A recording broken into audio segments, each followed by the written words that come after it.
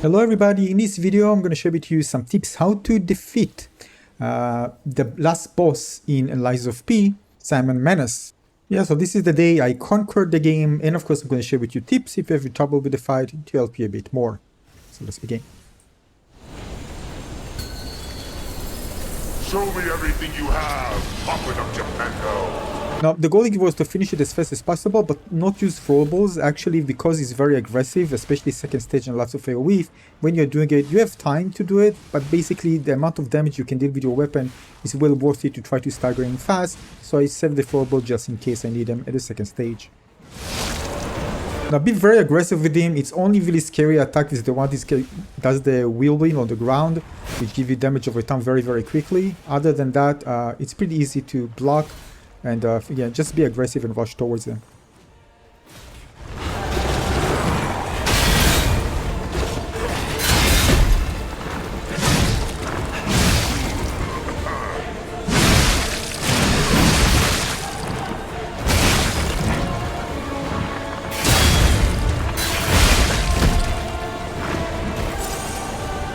Now the summon will get pretty low soon, so we're going to activate the healing in a moment.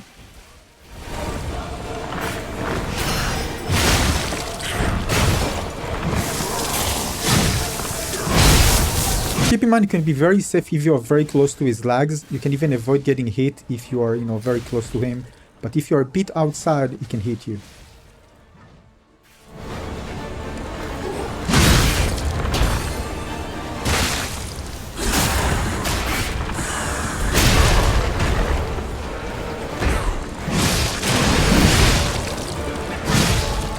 Alright, second stage. Now, don't expect your Spectre to survive. It's going to be very low, but I'm still going to heal him, of course. Now, the most important thing here, don't really use your throwables that way. You can actually get targeted, and it's very hard. Actually, you can get hit very hard by the boss or by his very long range attacks. So it's better for you to just deal damage with your weapon as long as your Spectre is alive.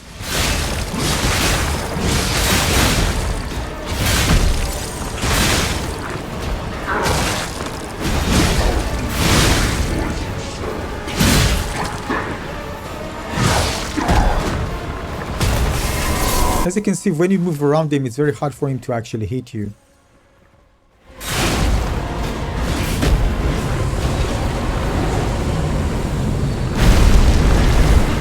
And then when he does his AoE, and you can actually see the hand, I'm just getting out of there.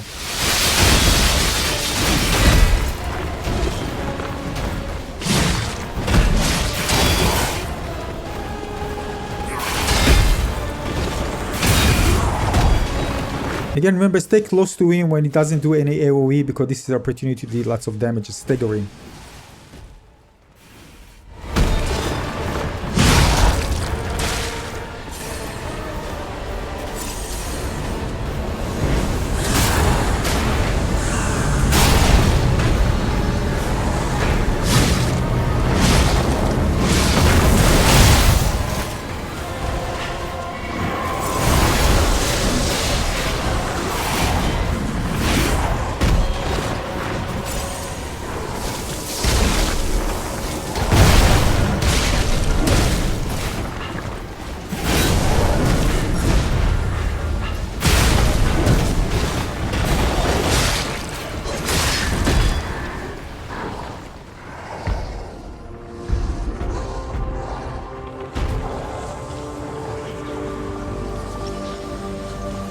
Yeah, felt amazing. I'm so happy every time I finish a Souls game. I just feel incredible. There's no replacement for it. Again, you challenge yourself and able to overcome the difficulty and be able to finish the game.